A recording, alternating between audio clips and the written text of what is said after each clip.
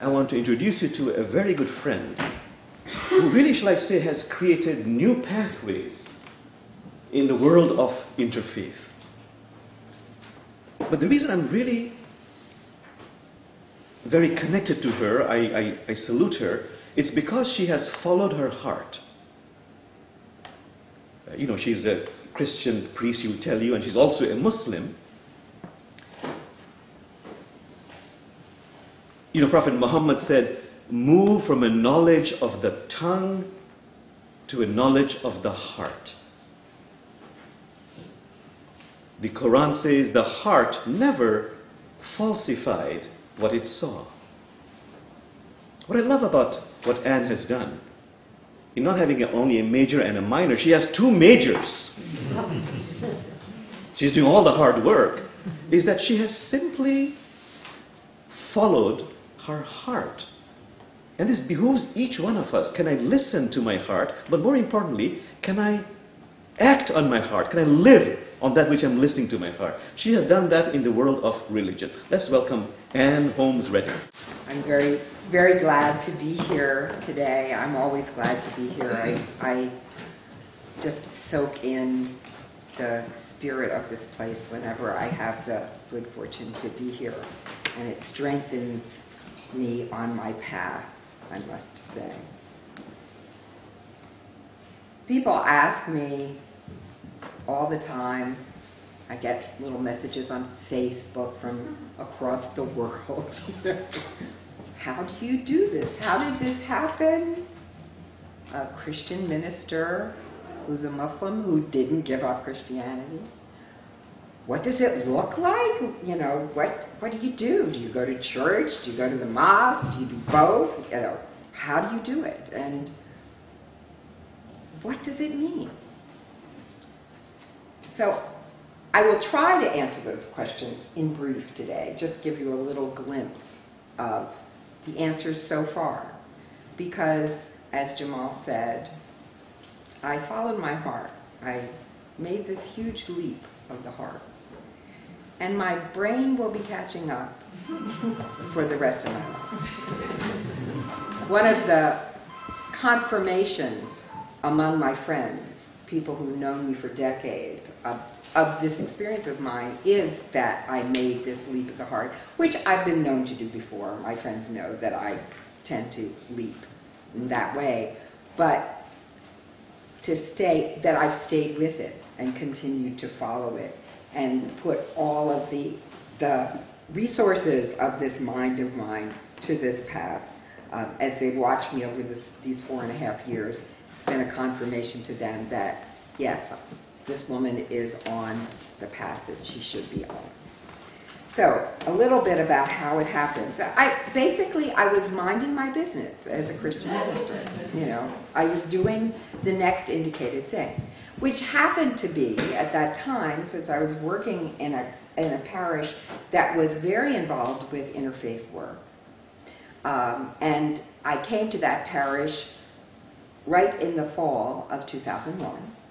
The first time I preached there was the Sunday after 9/11 to, 1,000 people that morning, because everyone came out that morning to church.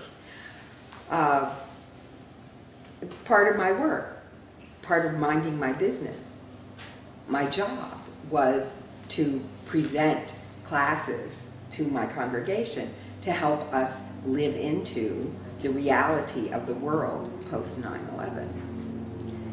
The church had been involved in interfaith work before I got there, and as a matter of fact, I kind of ruefully admit to people that until I came to that church in 2001, I had pretty much not been officially interested in interfaith work. My position was that Christians had enough to live up to in our tradition, not to have to, go pretty far afield to try to live up to other people's traditions. We needed to take care of our own business, and our own business was serious and involving enough so that it would keep us busy.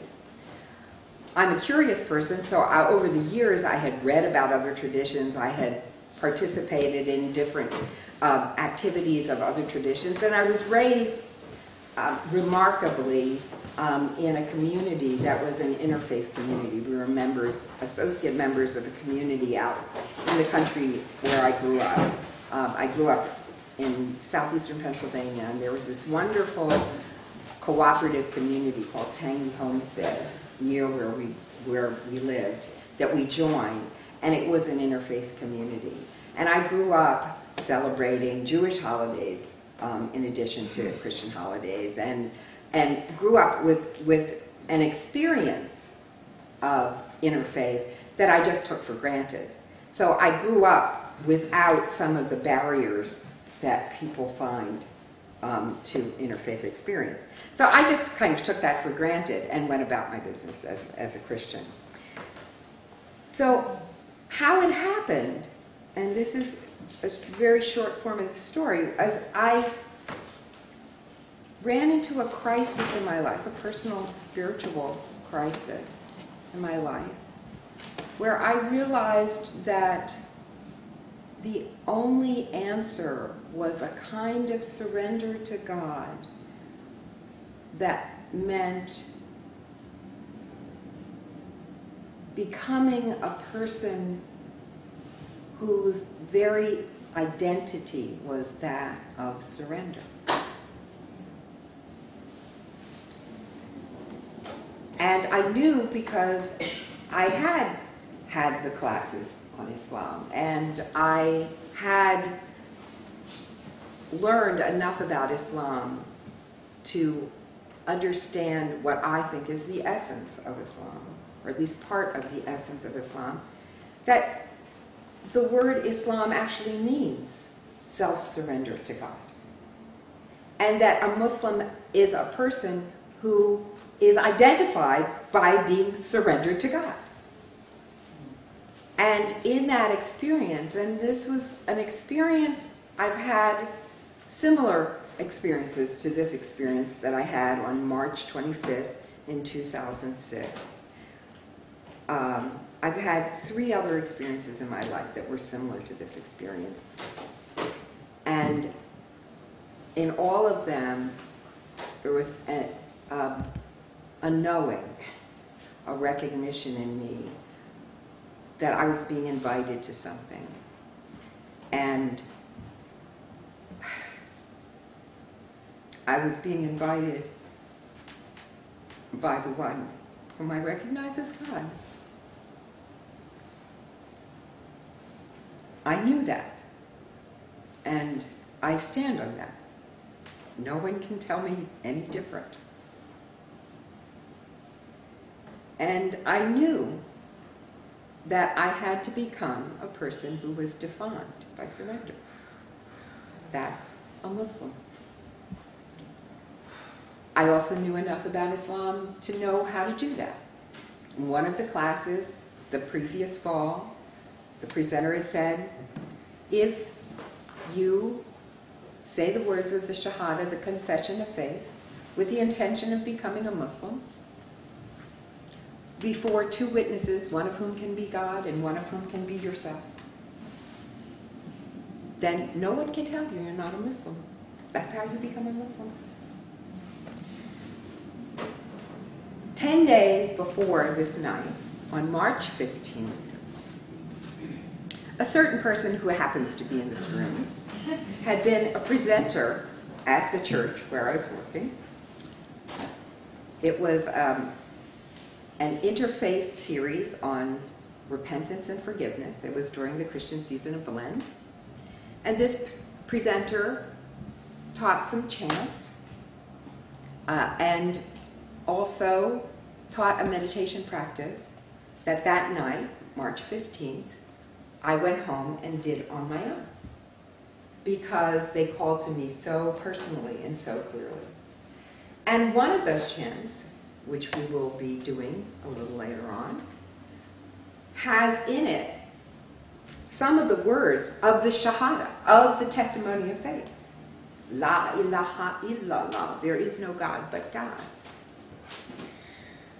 I knew that much of the Shahada in Arabic, and I said it in Arabic. I took my confession that made me a Muslim that night, in part by using that chant. And so that night I became a Muslim.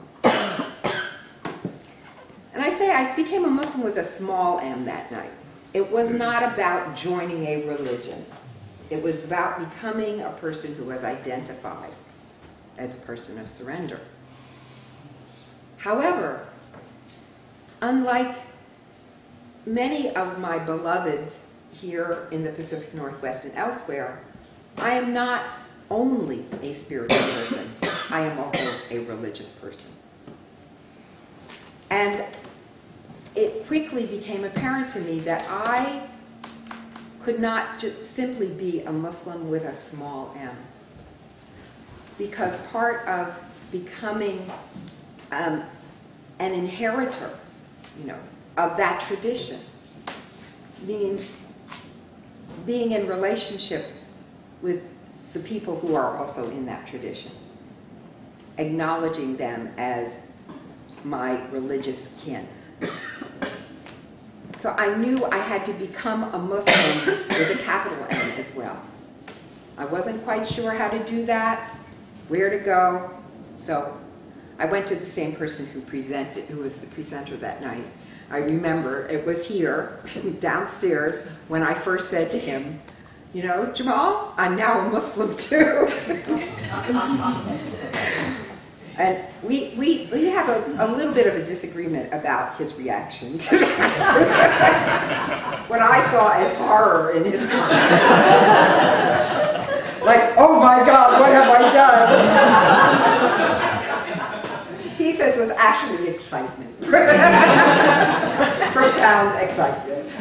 And certainly by some days later, he said, this is so exciting. This is so exciting.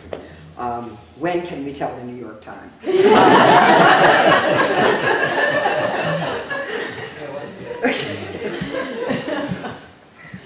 But I also had the wonderful experience of approaching another Muslim, a woman, whom I met also through Jamal. And I went running over to her at an interfaith gathering about a month after I had taken my Shahada, and it was after church on Sunday, so I was still decked out in my priestly garb, and I said, I'm an Episcopal priest, and I'm also a Muslim. And she looked at me, and she looked me up and down, and she said, it's apparent that God has been very good to you.